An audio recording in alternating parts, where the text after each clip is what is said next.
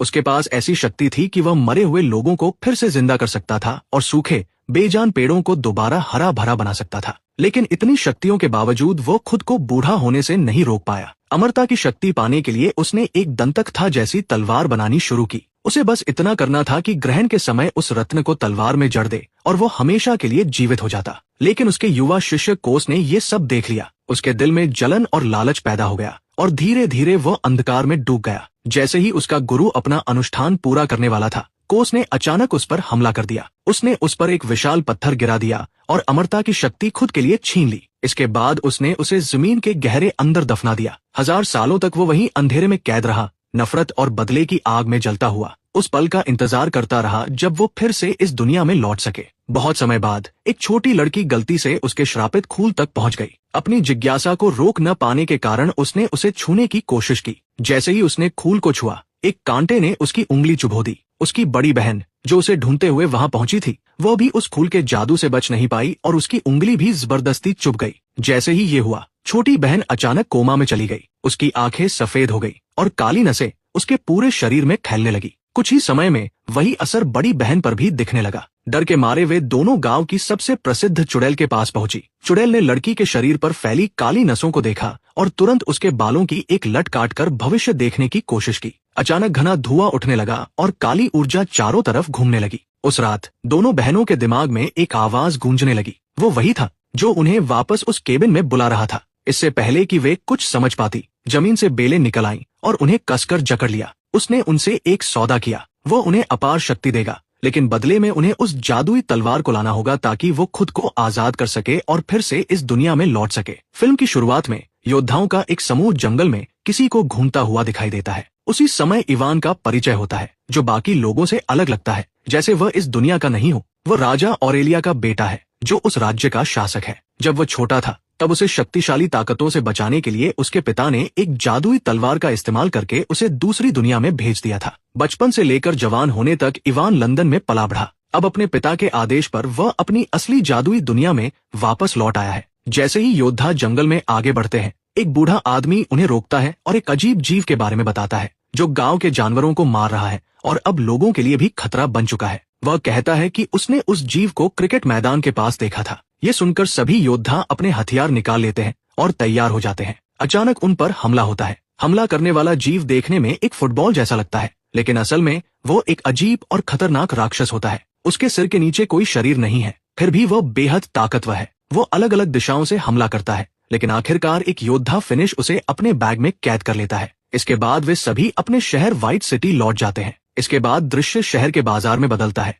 जहां एक छोटी लड़की भूखी हालत में खाना ढूंढती हुई घूम रही होती है। वह एक औरत की टोकरी से एक सेब चुरा लेती है और भाग जाती है। औरत उसे देख लेती है, लेकिन लड़की छिपकर एक कोने में बैठकर सेब खाने लगती है। तभी उसे पास में एक चमकती हुई रोशनी दिखाई देती है। जिज्ञासा के कारण वो वहां जाती है और एक चमकता हुआ फूल देखती है। जैसे ही वो उसे तोड़ने की कोशिश करती है, एक कांटा उसकी उंगली में चुभ जाता है और खून निकलने लगता है। उसी समय वह औरत भी वहां पहुंच जाती है, जिसका सेब लड़की ने चुराया था। लेकिन वो उसे डांटने के बजाय उसे गले लगा लेती है और उससे पूछती है कि वो कहां से आई है और उसके माता पिता कहां हैं। तभी उसकी नजर उस चमकते फूल पर जाती है। वह भी उसे तोड़ने की कोशिश करती है, लेकिन एक कांटा उसकी उंगली में भी चुभ जाता है और वह भी घायल हो जाती है। अचानक वह खूल जमीन के अंदर समा जाता है, जिससे पता चलता है कि वह कोई साधारण खूल नहीं, बल्कि एक जादुई शक्ति है। अगले दृश्य में इवान अपने जादुई घर में पहुंचता है। उसका घर उन सभी आधुनिक चीजों से भरा हुआ है जिनका वो लंदन में इस्तेमाल करता था, जैसे फ्रिज, वॉशिंग मशीन,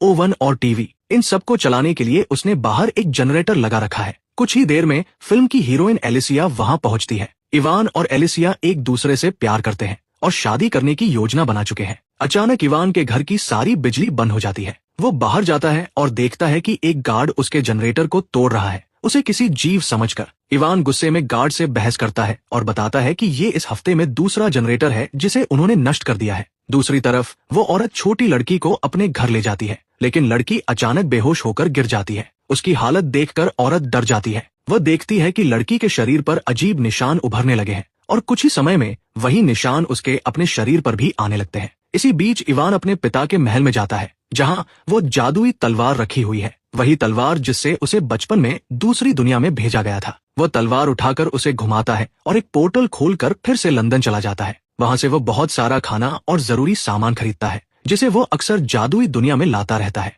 उसी समय वो औरत लड़की को एक बूढ़ी चुड़ैल के पास ले जाती है जो जड़ी बूटियों और इलाज के लिए मशहूर है। लेकिन जैसे ही चुड़ैल लड़की को देखती है वो डर जाती है और कहती है कि बच्ची पर किसी खतरनाक बुरी शक्ति का कब्जा है। वह औरत को सलाह देती है कि वह तुरंत उस बच्ची को डुबोकर मार दे। ये सुनकर औरत गुस्से में आ जाती है और उसकी बात मानने से इनकार कर देती है। जादुई दुनिया में इवान वापस लौटता है जहां उसका पिता उसे राज्य के भव्य टूर्नामेंट में हिस्सा लेने के लिए कहता है। ये एक ऐसा मुकाबला होता है जिसमें सबसे बहादुर और ताकतवर योद्धा अपनी शक्ति दिखाते हैं, लेकिन इवान मना कर देता है। वह कहता है कि वह अपने पिता की तरह बहादुर या शक्तिशाली नहीं है। ये सुनकर राजा बहुत निराश हो जाता है। इसके बाद एक योद्धा साइरस का परिचय होता है जो राजा की सेना का हिस्सा है और 2 दिन के मिशन से लौटता है जहां उसने एक राक्षसी जीव को पकड़ा था। पूरा शहर उसकी बहादुरी का जश्न मनाता है, लेकिन इवान को ये सब बढ़ा चढ़ाकर दिखाना लगता है क्योंकि वह जानता है कि साइरस अक्सर अपनी तारीफ खुद करता है, खासकर एलिसिया के सामने। जल्द ही टूर्नामेंट शुरू होता है। योद्धा अपनी ताकत और कौशल का प्रदर्शन करते हैं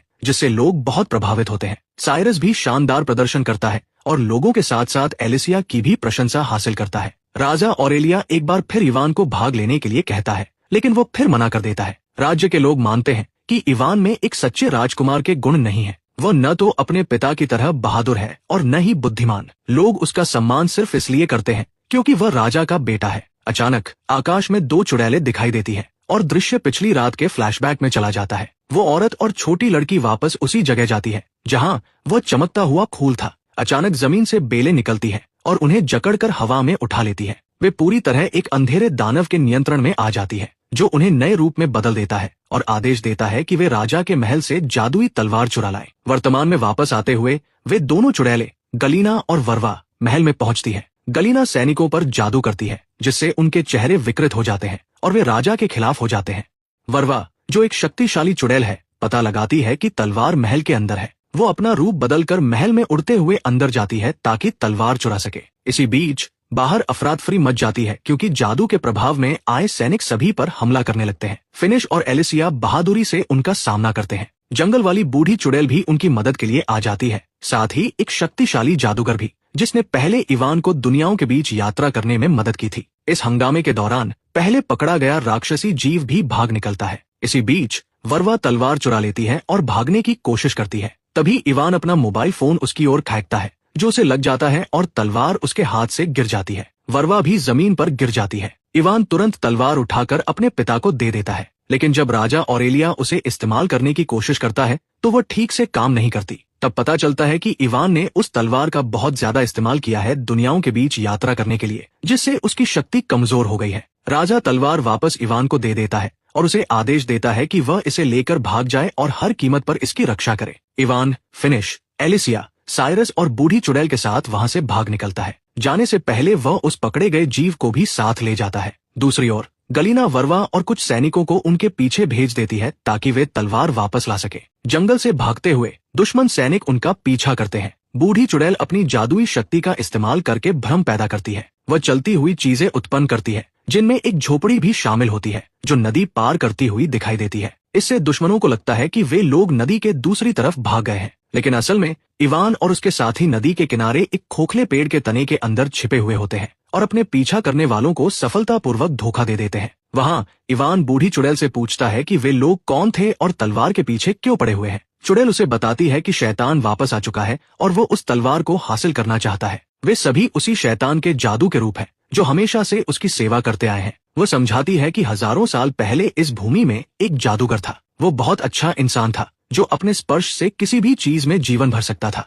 लेकिन एक दिन उसे एहसास हुआ कि वह भी बूढ़ा हो रहा है और एक दिन मर जाएगा। मौत के डर से उसने अमर होने का फैसला किया। उसने को नाम का एक प्राणी बनाया जो हमेशा उसके साथ रहता था। अमरता पाने के लिए उस जादूगर ने एक जादुई तलवार बनाई। योजना ये थी कि सूर्य ग्रहण के दौरान उस तलवार में एक जादुई रत्न जड़कर वह अमर हो जाएगा, लेकिन को ने उसे धोखा दे दिया। उसने जादूगर पर एक विशाल पत्थर गिरा दिया जिससे उसकी मौत हो गई और फिर उसी तरीके का इस्तेमाल करके खुद को अमर बना लिया। तब से वह जादूगर हजारों सालों से जमीन के गहरे अंदर दबा हुआ है, गुस्से और बदले की भावना से भरा हुआ। अब वो अपनी तलवार वापस चाहता है जो इस समय इवान के पास है। इसके बाद मेडिकल किंग वहां आता है और कहता है कि उन्हें मृत भूमि डेड लैंड जाना होगा। केवल वहीं उन्हें पता चलेगा कि उस जादूगर को कब और कैसे नष्ट किया जा सकता है। हालांकि मृत भूमि तक पहुंचना आसान नहीं है। उन्हें एक लंबा और खतरनाक रास्ता तय करना होगा। इसके बाद वे सभी अपनी यात्रा शुरू करते हैं। दूसरी ओर दोनों चुड़ैले और उनके जादुई सैनिक उस चलती हुई झोपड़ी का पीछा कर रहे होते हैं।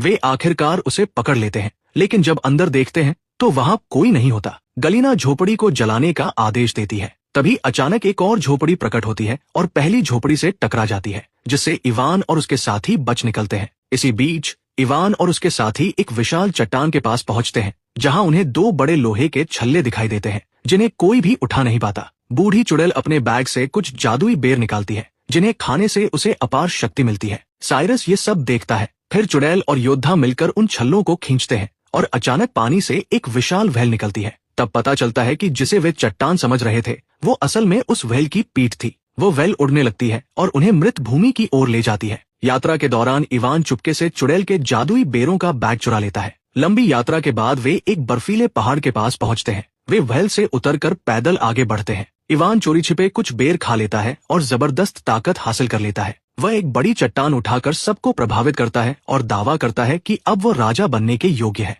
आगे बढ़ते हुए वे एक बोलने वाले पहाड़ तक पहुंचते हैं। वो पहाड़ उन्हें चेतावनी देता है कि वे वापस लौट जाएं, क्योंकि जो भी इस बिंदु के आगे गया है वो कभी जिंदा लौटकर नहीं आया। वह कहता है कि मृत भूमि यहीं से शुरू होती है और आगे बढ़ने के लिए उन्हें उसके 3 सवालों का जवाब देना होगा, जिनका जवाब आज तक कोई नहीं दे पाया। इवान चालाकी से उसे धोखा देता है और ये यकीन दिला देता है कि उसने तीनों सवालों के जवाब दे दिए हैं। प्रभावित होकर पहाड़ उसे एक चमकता हुआ पत्थर देता है और अंदर जाने की अनुमति दे देता है, ये कहते हुए कि उसे अपने सारे जवाब अंदर मिल जाएंगे। इवान उस चमकते पत्थर के साथ पहाड़ के अंदर प्रवेश करता है, जहां चारों ओर घना अंधेरा होता है। अचानक वह देखता है कि उसका पिता राजा ऑरेलिया एक चट्टान पर खड़ा है। इवान उससे पूछता है कि वह वहां क्या कर रहा है। राजा बताता है कि इवान के जाने के बाद उस जादूगर ने उसे मार दिया और अब वो मर चुका है। इवान कहता है कि उसके पास वह चमकता पत्थर है, जिससे वो किसी एक मरे हुए व्यक्ति को वापस जिंदा कर सकता है। लेकिन उसका पिता मना कर देता है और कहता है कि वह अपना जीवन जी चुका है, अब राज्य की जिम्मेदारी इवान की है।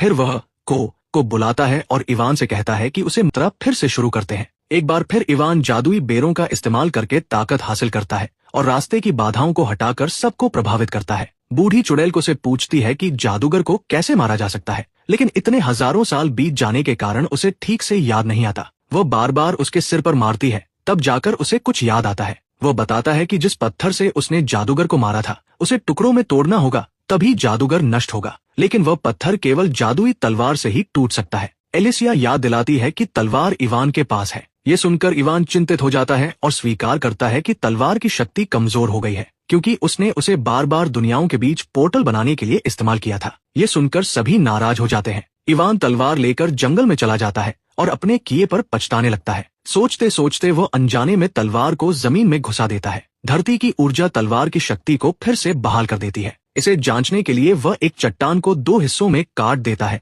और समझ जाता है कि तलवार फिर से काम कर रही है। इसके बाद वह बची हुई सारी जादुई बेर खा लेता है और तलवार को एक भारी चट्टान के नीचे रखकर आराम करने लगता है। उसी समय फिनिश पहरा दे रहा होता है, लेकिन अचानक उसे एक तीर लग जाता है। पता चलता है कि वरवारा ने उन्हें ढूंढ लिया है और अपनी सेना के साथ हमला कर दिया है। एलिसिया को और बाकी सभी जादुई सैनिकों से लड़ते हैं। इवान तलवार निकालने के लिए चट्टान हटाने की कोशिश करता है, लेकिन वह नहीं कर पाता, क्योंकि बेर का असर खत्म हो चुका होता है और उसके पास अब कोई बेर नहीं बचा होता। बाकी लोग जादुई बेरों का बैग देख लेते हैं और समझ जाते हैं कि इवान की सारी ताकत उन्हीं बेरों की वजह से थी। बूढ़ी चुड़ैल गुस्से से भर जाती है। जादुई सेना के सामने कमजोर पड़कर उन्हें पीछे हटना पड़ता है। वरवारा उन्हें जानबूझकर भागने देती है, क्योंकि उसका असली लक्ष्य तलवार है। उसके सैनिक चट्टान के नीचे से तलवार निकाल लेते हैं और वरवारा उसे अपने पास रख लेती है। लेकिन यहाँ एक मोड़ आता है। वरवारा खुद उस तलवार को रखना चाहती है और अमर बनना चाहती है, न कि उसे गलीना को देना। इसी बीच इवान और उसके साथी जंगल में छिपे होते हैं। फिनिश बुरी तरह घायल है और उसकी हालत खराब होती जा रही है। को सुझाव देता है कि उसे किसी शहर ले जाना चाहिए। इवान से नाराज होकर वे उसे वहीं छोड़ देते हैं। इवान उनका पीछा करता है, लेकिन एक भूस्खलन उसे उनसे अलग कर देता है और वे उसे छोड़कर चले जाते हैं। इवान और वह जीव वापस उसी जगह पहुंचते हैं जहां पहले उन पर हमला हुआ था। वहां इवान को तलवार का खोल शीत मिल जाता है। दूसरी ओर वरवारा तलवार लेकर जा रही होती है, तभी गलीना उसका सामना करती है। दोनों के बीच लड़ाई होती है और तलवार जंगल में कहीं गिर जाती है। गलीना वरवारा पर विश्वासघात का आरोप लगाती है, लेकिन वरवारा अब जादूगर की सेवा करने से इनकार कर देती है। गलीना उस पर जादू करके उसे फिर से अपने नियंत्रण में ले लेती है और अपने सैनिकों को तलवार ढूंढने के लिए भेज देती है। इसी बीच पहले भागा हुआ राक्षसी जीव उस गिरी हुई तलवार को ढूंढ लेता है और उसे लेकर इवान के पास पहुंच जाता है। खुश होकर इवान वापस व्हाइट सिटी लौटता है। वहां शहर पर जादूगर की सेना हमला कर रही होती है। इवान अपनी तलवार से उनसे लड़ना शुरू कर देता है। जल्द ही बाकी साथी भी आ जाते हैं और बूढ़ी चुड़ैल द्वारा बनाई गई दवा से फिनिश का इलाज करते हैं। उसके घाव तुरंत भरने लगते हैं। सभी मिलकर जादुई सेना से लड़ते हैं। वह जीव उन्हें एक विशाल पत्थर के पास ले जाता है और संकेत देता है कि शायद यही वो पत्थर है जिसे नष्ट करना होगा। इवान उसे काटने की कोशिश करता है लेकिन कुछ नहीं होता। अचानक एक सैनिक का सिर काट देता है। फिर भी का सिर बोलता रहता है और रेलस्टोन की ओर इशारा करता है। जैसे ही इवान उसकी ओर बढ़ता है, को अपना सिर वापस जोड़ने की कोशिश करता है, लेकिन तभी गलीना वहां आ जाती है और अपने जादू से उसे और उस जीव को दूर फेंक देती है। जैसे ही इवान पत्थर पर वार करने वाला होता है, को सब कुछ याद आ जाता है और वह चिल्लाता है कि उस पत्थर को नष्ट करने से जादूगर आजाद हो जाएगा। लेकिन तब तक बहुत देर हो चुकी होती है। इवान तलवार को पत्थर में घुसा देता है और जादूगर मुक्त हो जाता है। चारों ओर तेज रोशनी फैल जाती है। आजाद होते ही जादूगर गुस्से में इवान पर हमला करता है। जैसे ही वो उसे मारने वाला होता है, को बीच में आ जाता है और उससे विनती करता है कि वह उसे सजा दे, ये स्वीकार करते हुए कि उसने विश्वासघात किया था और अमरता एक श्राप है, वरदान नहीं। जादूगर उसकी बात अनसुनी कर देता है और उसे फिर से जमीन के अंदर कैद कर देता है। बाकी सभी उस पर हमला करते हैं, लेकिन वह उन्हें आसानी से हरा देता है और अपने जादू से सभी को जिंदा दफनाने लगता है। इवान लड़ने की कोशिश करता है लेकिन असफल हो जाता है। उसी समय उसे अपने पिता का दर्शन होता है, जो उसे बताते हैं कि उनकी शक्ति धरती से आती है, वे उसी से जन्मे हैं। इवान फिर से हिम्मत जुटाता है और जमीन से शक्ति खींचता है। वो खुद को आजाद करता है, जादूगर की बेलों को काटता है और कहता है कि अगर धरती उसे शक्ति देती है तो जादूगर को भी देती होगी। इस बात को समझकर वह जादूगर को जमीन से बाहर खींच लेता है, जिससे वो कमजोर हो जाता है। फिर वह अपनी तलवार से एक पोर्टल खोलता है और जादूगर को खींचकर इंसानों की दुनिया मॉस्को में ले जाता है। वहां जादूगर जमीन से शक्ति लेने की कोशिश करता है, लेकिन इवान उसे बताता है कि ये उसकी दुनिया नहीं है। मॉस्को में जमीन इमारतों और गहरे बेसमेंट से ढकी हुई है, जिससे उसके लिए धरती की ऊर्जा पाना मुश्किल हो जाता है। जादूगर जमीन को तोड़ने की कोशिश करता है, लेकिन कमजोर होता जाता है और अंत में मर जाता है। मरने से पहले वह चेतावनी देता है कि वह एक दिन वापस आएगा और दोनों दुनियाओं को नष्ट कर देगा। इसके बाद वो राख में बदल जाता है। उसकी मौत के साथ ही दूसरी दुनिया में उसका जादू कमजोर पड़ जाता है और जो लोग जमीन के नीचे दबे थे वे सुरक्षित बाहर आ जाते हैं। इवान पोर्टल के जरिए वापस लौट आता है। महान जादूगर उन सैनिकों को भी ठीक कर देता है जो दुश्मन के नियंत्रण में थे। गलीना उन्हें चेतावनी देती है कि इसे जीत न समझे और वहां से भाग जाती है। अंतिम दृश्य में शहर के लोग इवान को अपना राजा स्वीकार कर लेते हैं और सभी खुशी खुशी रहने लगते हैं। इसी के साथ फिल्म समाप्त हो जाती है।